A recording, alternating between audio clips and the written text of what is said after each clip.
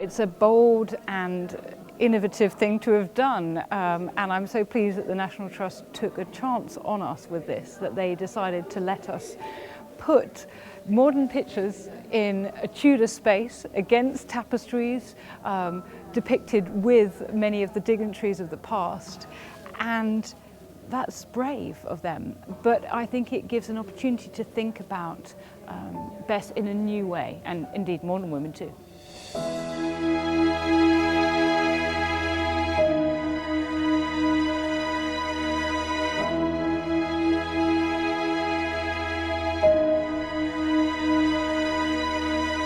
I mean, I was really keen for everybody to be in their sort of either their home or their workplace or somewhere nearby, just to kind of give a bit of variety and a bit of interest to the images.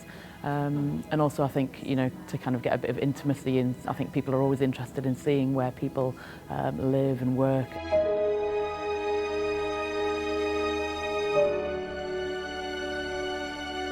With the Tudor portraits, they would have somebody that would do like the backdrop, somebody that would paint the hands. You know, I had a friend helping me with a reflector, and kind of, you know, with Kathy Newman, for example, her makeup artist was there checking her makeup and making sure she looked good. So there's always that kind of like team of people working together to, you know, to create what is essentially a representation of somebody that will last for, hopefully, you know, many, many years to come.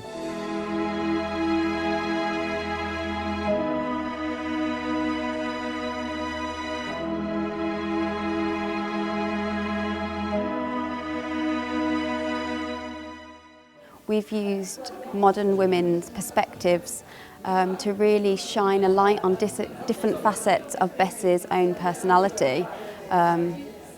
The Bess the mother, Bess the estate manager, Bess the maligned wife who was fighting to clear her name and reputation. These are all aspects of her personality that we haven't really focused on, that history hasn't really shone a light on before, and it's time now to really let Bess's own voice be heard.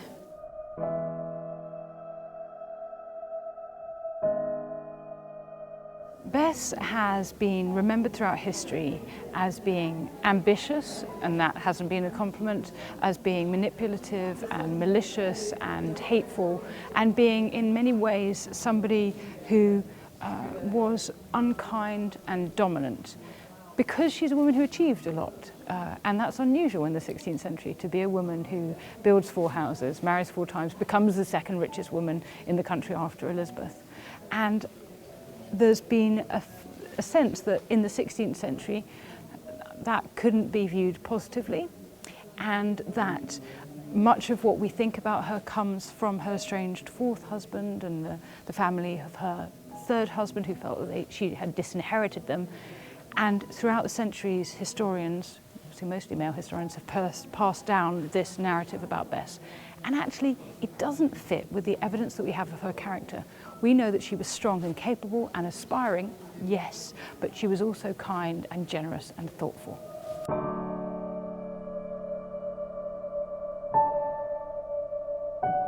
It's kind of amazing and really disconcerting at the same time. I'm not used to being that big.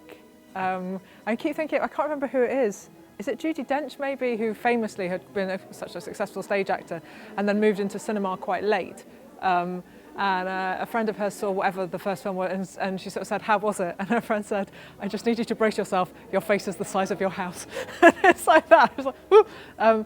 But yeah, I think I'll probably get the hang of it at some point. At the moment I'm kind of eyeing it like a wary cat, but I do that quite often anyway.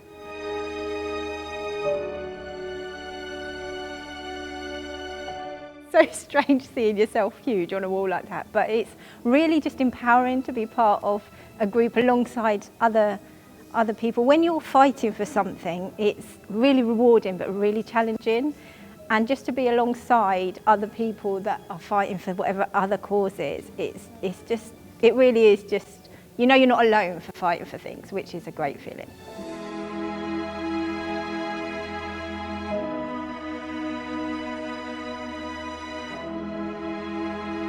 I feel completely sort of just incredibly proud to be involved. When I sort of first, read about Bess, I didn't know who she was, and actually her story resonates on so many levels, but in particular I think her story about how she was smeared and then she had to sort of work hard to get her narrative across and get her story believed really resonated with me on a personal level, but also in terms of the campaigning work that I do on women's voices.